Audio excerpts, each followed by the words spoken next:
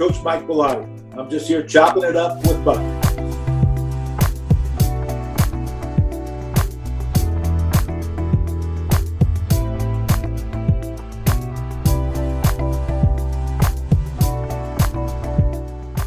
Hey, thanks for joining us on another episode of Chopping It Up with Buck. Today, I've got a good buddy of mine. We spent plenty of nights in the studio and days just talking ball. Our paths may have crossed 1 year. I think in '89, my last year at UCLA, you were the Oregon offensive coordinator. So I remember those great Oregon teams with Rich Brooks, and then you took over. Coach Mike Belloti, who spent, we were talking about it before the show, you didn't have to move a whole lot. UC Davis, where you played, Cal State, Hayward, Weber State, and then Weber State, and Chico State, and then Oregon. I mean, you got to spend a lot of time at Oregon from '89 to 2008. Tell us how you pulled that one off. Just pure luck and being in the right place at the right time, having great coaches, great players, a couple of good boosters, and an administration that understood what we needed to do. But you're right. I went from Davis, where I played, to Hayward, to Weber, back to Hayward, to Chico. So I made a few moves there, but then once I got to Eugene, I recognized it as a place that I thought I could really love, great place to raise my family. And I thought it was sort of not a hidden gem or anything like that, but I thought it had great potential. And I was lucky. We won, so nobody kicked me down the road. So you're being modest, but I'll tell people also, I love Eugene, Oregon. Love playing there. The fans are very knowledgeable football fans. They know the game. And I know UW fans will not agree, but I think Autzen was probably the loudest place. Now, UW will say they're louder because they've got more, the way they're built. But I can always remember flying into Eugene or flying in wherever we would and then going into Eugene and just how beautiful it was. And then you had to get ready for a dogfight. You were the architect of that Oregon kind of renaissance. I mean, you guys were really good when I played there from '86 to '90. But you were on a rocket ship, and you had some really talented players, and everybody that talks about the O now, they don't quite understand those days. What was it like, being in Eugene, building the facilities, the start of it, and then also working with Nike, which is in Beaverton, Oregon? Probably the best time of my life. And again, when you're on an upward trajectory as a team, as a program, it just feels great, and you can't wait to start the next year. We did it by combination of marketing better, changing the brand recognition across the nation. Nike, Phil Knight, Todd Van Horn, Tinker Hatfield, they helped us with that part of it. But then we still had to find young men that would get into the uniforms and not think the uniform was going to win the game. They had to win the game and to make sure that they were there for the right reasons. But I thought we recruited great players. I had great coaches, and it was tough sometimes. I had a lot of turnover on my staff early on because we didn't pay a lot of money, and it wasn't the kind of job that people thought was a destination. But now it's become that, even though they've had a few coaches in the last few years. But the reality was Rich Brooks was there for 18 years. I was there for 14 years as the head coach. And it got to be a place that you loved, that you believed in, and that you could sell. Yeah. It wasn't a rival for us, but I loved playing those Oregon teams back in the day. Y'all had some really talented players. A lot of those LA guys would end up going there. Now, from my home state, a lot of Texas kids that you were just coming up there, like Michael James. I can't remember all of them, but once you got started the Texas pipeline, that was like what it was at UCLA. One of the things I want to ask you about is all the social unrest and everything that's going on. There's social issues that are happening, and some coaches aren't handling it well. Mario Cristobal was one of the first guys to speak out, which I thought was fantastic. And then there's some others that have had some real impassionate pleas for justice and helping kids out. But there are a couple of guys, and I'll say, Mike Gundy was one, Kirk Ferentz, Tom Herman. They've struggled a little bit with this because their players are saying, hey, we want this. We don't quite see it. I'm not picking on just those three, but you and I had that conversation about it. How would you have approached something like this during your time at Oregon? Well, first of all, no player cares how much you know until he knows how much you care. And it doesn't matter about the color of your skin. It's, do I love this young man? And I tell our players when they came in, you're going to learn to love your teammate. And they'd say, look at me like funny, like, what do you mean love? I mean love like a brother. You're gonna fight and scrap and all that, but at the end of the day, you got his back and he's got yours. And the reality is, you got to communicate and you have to create opportunities for each of your players to get to know each other, and for you as a coach and every coach to get to know the players. We used to do a thing called unity meetings, which we stole from Florida State, which was a leadership model. And we'd break the team down into groups of 6, and we'd have 5 or 6 prepared questions that they would talk about. And then every year, we did it 3 times a year, we would mix up the groups. And we have a black guy with a white guy, with a Samoan, with a Hispanic, with a freshman, with a senior. And so they all had to listen to each other talk, and they all had to discuss their answer to the question. They'd hear everybody else's answer. And it could be like, when was the first time in your life you noticed a difference? And some people took that as a racial question. Some people took it as a socioeconomic question. But it got them understanding where everybody came from, and that everybody, regardless of who they were, how old they were, how much of a star player they were, had similar issues they had to deal with in their life. And I think the difficulty now with the COVID situation, it exacerbates this thing because kids can't come together. And you can only get groups of 4 or 5 or whatever, and that's hard because they got to become a family. They've got to trust each other, and they've got to see that the coaches are willing to trust them. And we had a deal. Buck, I'm going long on this answer. No. Yeah, please take your time. I'll tell you, after we lost a bowl game to BYU, and I don't even know, I think it was 2006 maybe, and I hated it. I didn't feel comfortable about it. I didn't like the way we played in the game. I didn't like the way we handled the loss. I didn't like the way we went through winter quarter in the off-season condition. And I told the player, and so I didn't kidnap the players, but we had a meeting. We had an intervention kind of deal. And I took the entire team by bus off campus, out of town. We sat down, all the coaches and every player on the team, and we wrote up on a wall what we liked about the team and what we didn't like about the team. And it could be anything. And everybody got a chance to speak. And they could say that they didn't like me, they didn't trust me, they didn't whatever. But I said, okay, these are all the things that we feel are a problem. These are the things we like. Okay, give me some solution pages. How can we create an opportunity for us all to feel better about ourselves, that we communicate, that we trust each other, that I know you and you know me, etc. And so we had all these things, and we burned all the bad things, and we took all the good things and put them up on our walls in our locker room, and we lived by that. And one of the kids was testing me, and we went on from 7 p.m. at night till about 2 in the morning. We got them back, dropped them off on campus, and I had taken notes, and I had also, everybody gave me their original sheet of paper because we asked them like 10 questions. And I read every single one. It was 123 or 150. I don't even know how many.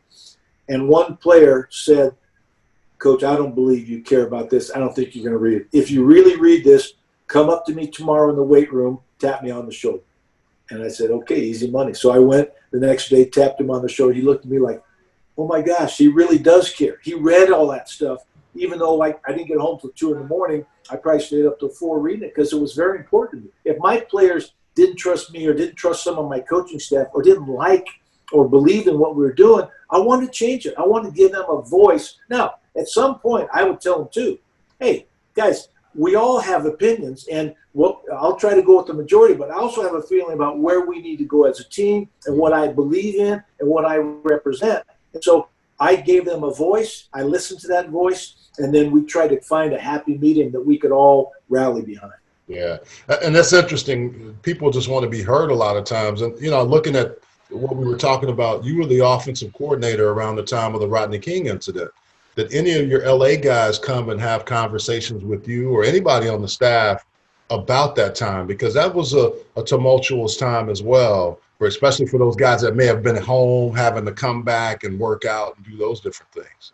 It was. And I can tell you, Buck, everywhere I've been, whether I was at Chico or Hayward or Oregon or wherever, and we would have kids who would go home for breaks, and they would come back and talk about some of their family or some of the best friends got killed in a drive-by shooting or something like that or whatever. And we would talk about it, and we would try to figure out, there's nothing we can change about that, but we can empathize.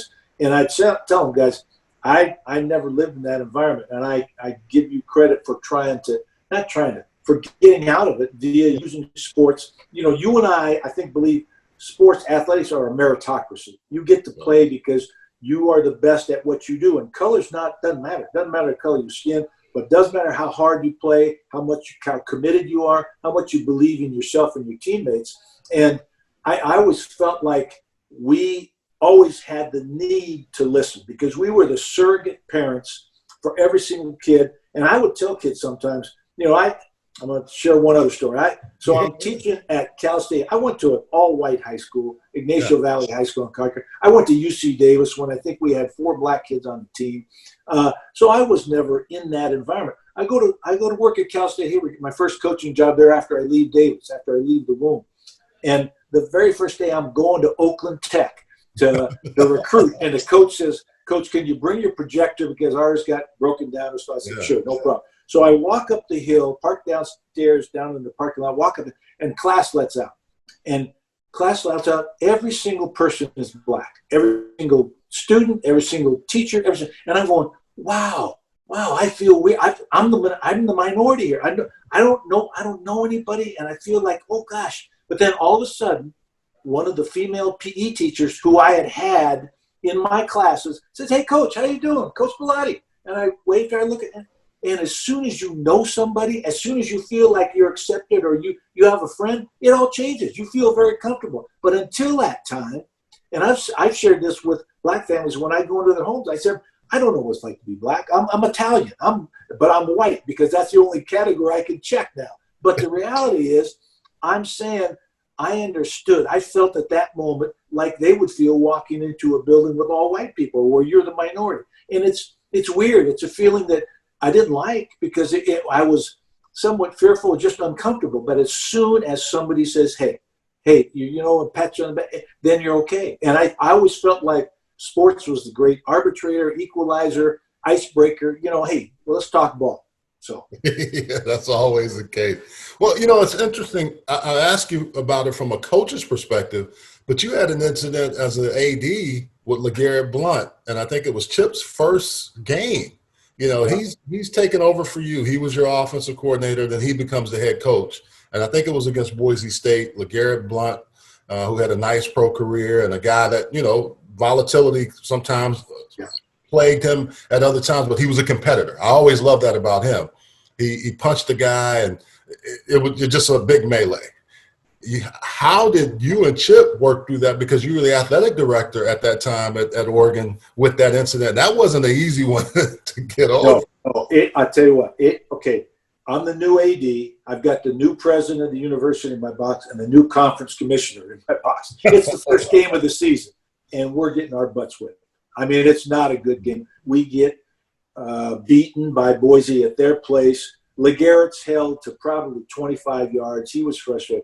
They're walking off the field, and unfortunately, one of their players calls him a name, and not a nice name, and a derogatory comment. And you can actually see it in the film. Chris Peterson. Yeah, I remember watching film. You could see him actually do that. That's right. Chris was going to grab his guy to tell him no, and LeGarrette just turns and levels him. And LeGarrette did not – I mean, he was beyond. He was so mad. Scott Frost had to actually carry him off the field. Thank God for Scott Frost being on the staff at that time. I had hired him. But so Chip and I talked, and obviously I said, "Hey, I think you need to suspend him." Chip says, "No, Coach, I gotta get rid of him." I said, "No, you don't." Well, our job as educators, we have to help people overcome these type of things. He goes, "Coach, I can't do it." I said, "I'll support you. You're my head football coach." I also didn't want to step on his toes because I had been the head football coach. I'm the AD now. I said, I'll support you, whatever you want to do. But my recommendation is suspend him indefinitely, work out a plan for him to be able to come back through behavior improvement, certain checkpoints that he had to make, and then, decide whether he ever plays again or not.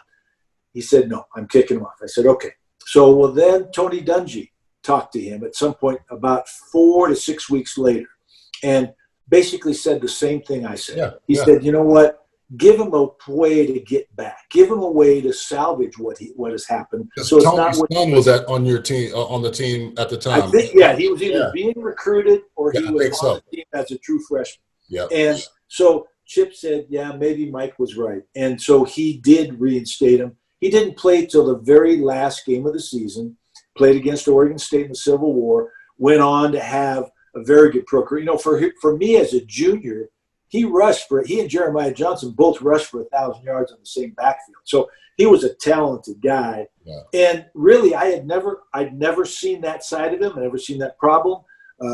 But obviously in that situation, the wrong word was the incendiary device that sent him off. Well, and that's the thing. I think he got mislabeled for that. I know there were some other things where, you know, he would admit, and I think I've even heard him talk about, hey, I could lose my cool, but that's just, you know, sometimes you have guys that compete so hard, they don't know when to turn it off. And I thought in that situation, I was like, I would have done what he did.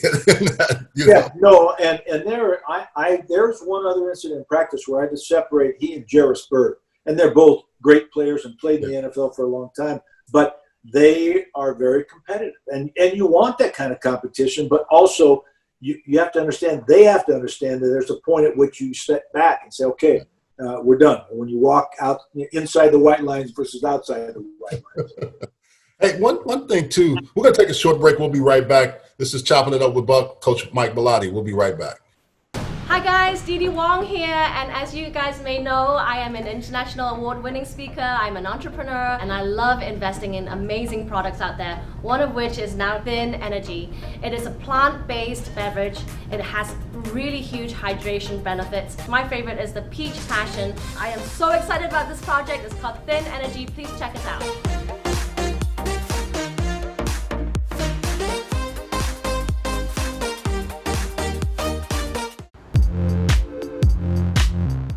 All right, welcome back to Chopping It Up with Buck. We had some great Oregon stories, but Coach, I want to ask you this: with COVID and all the things now, each day you have to kind of keep up with it. I know I do.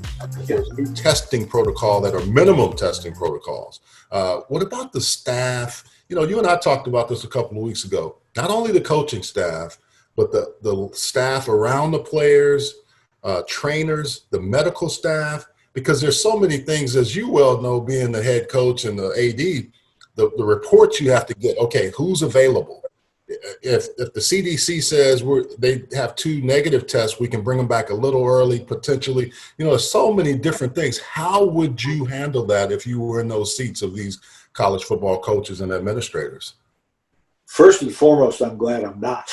Because I'll tell you, I mean, I don't think there's anything more difficult than what they're going to go through if there is a football season this year. I don't know if you saw that the NFL, I believe, they said if somebody tests positive, they'll put them on IR for 3 weeks. Well, for them, that's easy because then they'll just sign somebody else, bring them in. But in the college situation, you don't have that opportunity. We have a group of 120, 110, whatever it is, bodies ready to go. And then all of a sudden, if 5 of them test positive and they're quarantined for 3 weeks or 2 weeks or 4, whatever it is, and they play the same position, what happens if all your quarterbacks get wiped out? You go to the next game without any quarterbacks? I just think it's very difficult. And as you said earlier, this is real key.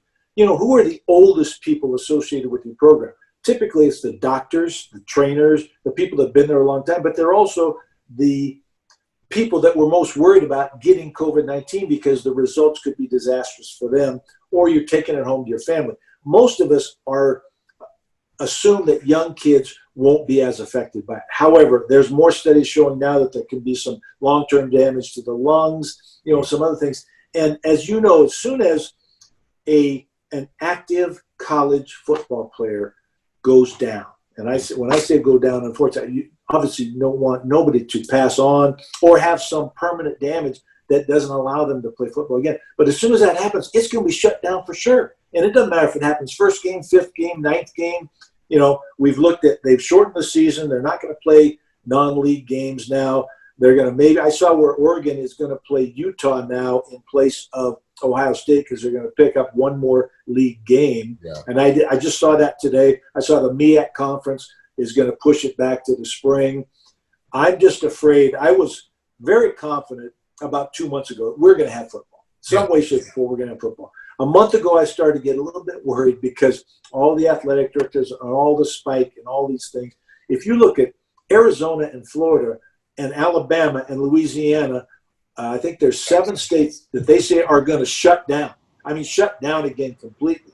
Yeah. And it's Alabama, Louisiana, Florida, Texas, Arizona, and I'm not sure where the other one. But they're all football states. 2 of them contain Pac-10 teams, and the others were SEC teams and Big 12.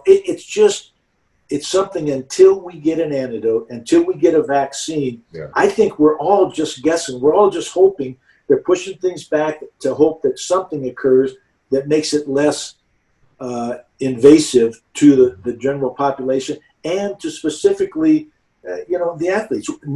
Parents of athletes don't want to put them at risk.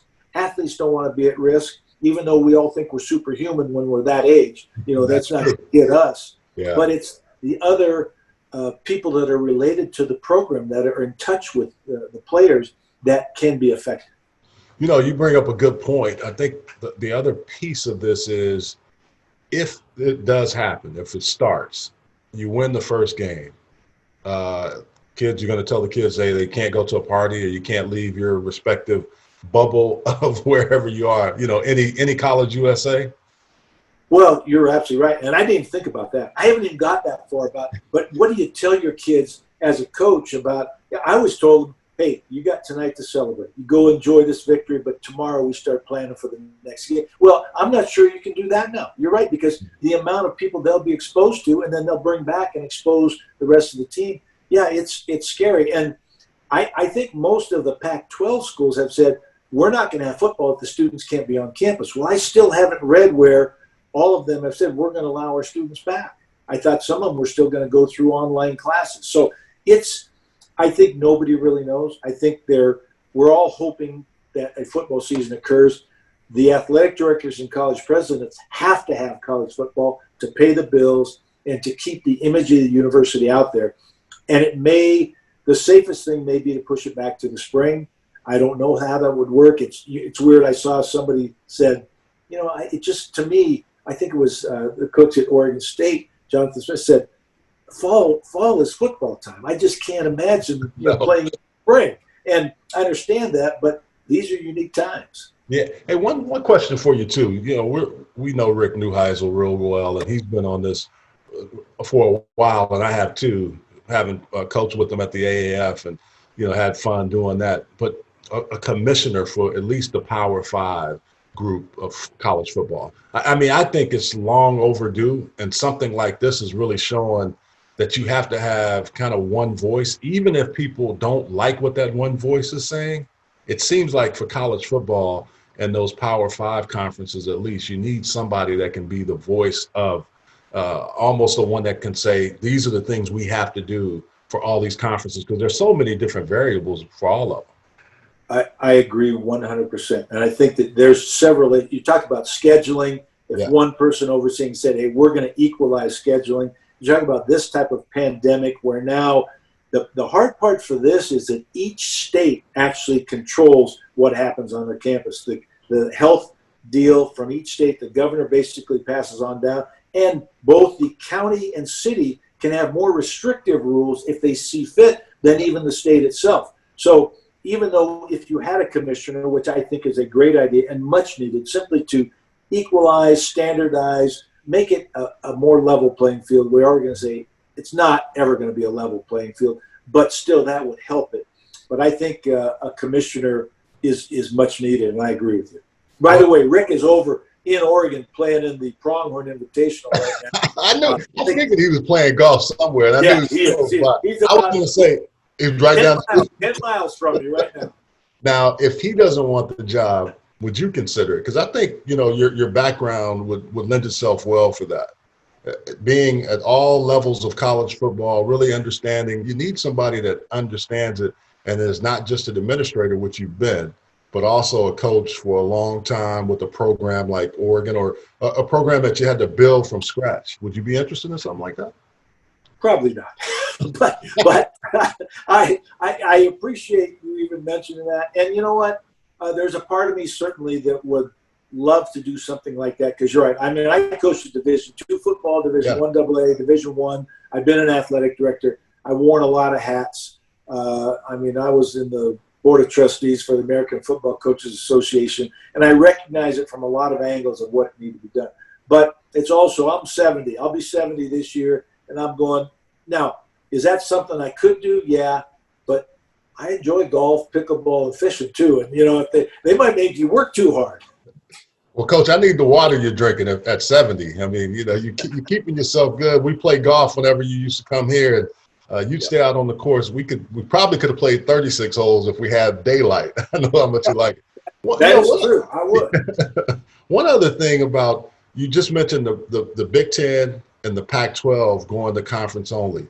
I think the SEC and ACC and Big 12 and also Notre Dame are in some kind – they're not in collusion, but it seems like they've kind of worked this thing to say, let's wait a minute and let's see, because they're pushed it back to the end of July to kind of figure out what they want to do with their – and I think Greg Sankey has been a real solid voice, very thoughtful. He's done a really nice job, in my opinion, and the Big Ten Conference Commissioner also making a decision early. But what are your thoughts on how they decided – to kind of just let's hold it back a little bit, Swafford and Sankey and the Big 12 commissioner? I think they're taking a cautious approach. I think they're being a little bit not overconfident is not the right word. I think they're hoping that time buys them a full football season with fans in the stands for every game and a full 12-game schedule if they can get it.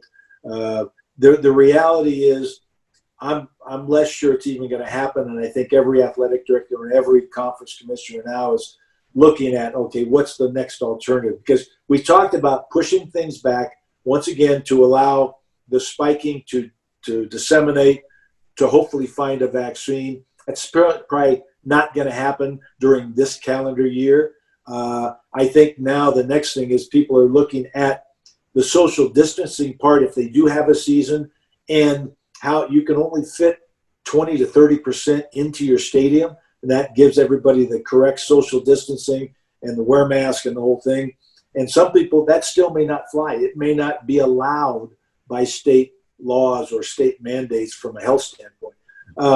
Going to the spring, to me, is going to be as difficult as it will be for all of us, because I don't know what I'm going to do from basically Thursday through Monday night and all day Saturday watching, Sunday watching games. I mean, I'm going to go nuts. First time in my life, and we're talking 70 years, that there's not going to be football. And that's a hard thing to say and a hard thing to talk about. But I think the reality is the ones that have already said league only, I think they decided to get ahead of the cart, so to speak. Those that are still waiting are hopeful that something still may develop that can help, that can offset the virus, that can be a vaccine. But everything I read, and as you know, we each read so much every day just on this football subject because everybody chimes in. And then you're looking at what all the health officials are saying. I'm going, wow, I don't know who to trust. Yeah, it's pretty fascinating. I was telling somebody, I think also too, I think those folks, the commissioners and the ADs and the presidents, if they're smart, they take the approach of our universities are teaching institutions, and they have some really well-renowned researchers across the country, not just in the, Oregon or UCLA, but Michigan, all across the country. Any medical facility has some really strong minds and research. So maybe the noise is doing one thing, but I think those guys have really honed in on who they need to trust and who can kind of give them some insight into what is really unknown for all of us. Well, and speaking of that, I talked to Rob Mullins a couple of weeks ago because I was doing a sort of a little report for a group of people. And basically he says that the Pac-12, they have a health group that is been brought together from UCLA and all these other places, Oregon Med Center, the entire thing, and that they are getting the best expert advice and coordinating and sharing advice across the board.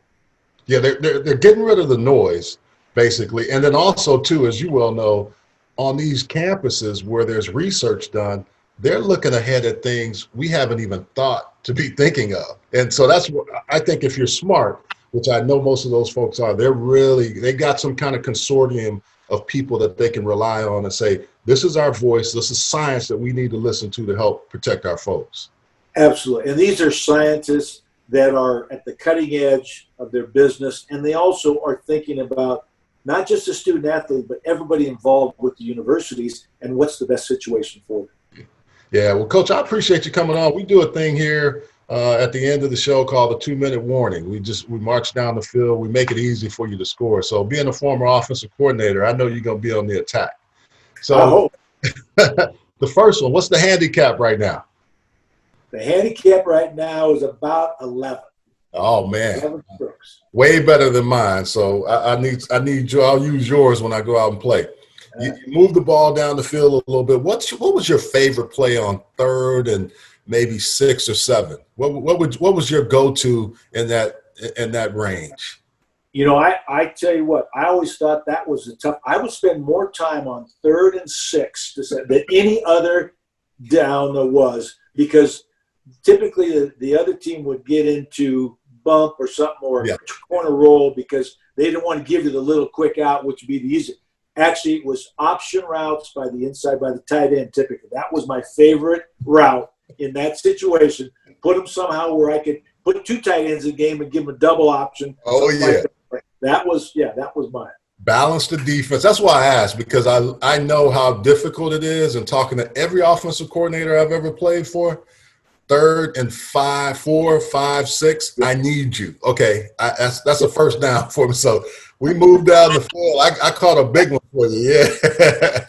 Hey, when you think about some of the great players from your Oregon time, who were a couple of guys that just stood out for you on the offensive side that you marvel at some of the things they were able to do, not just from the practice field, but on the game field?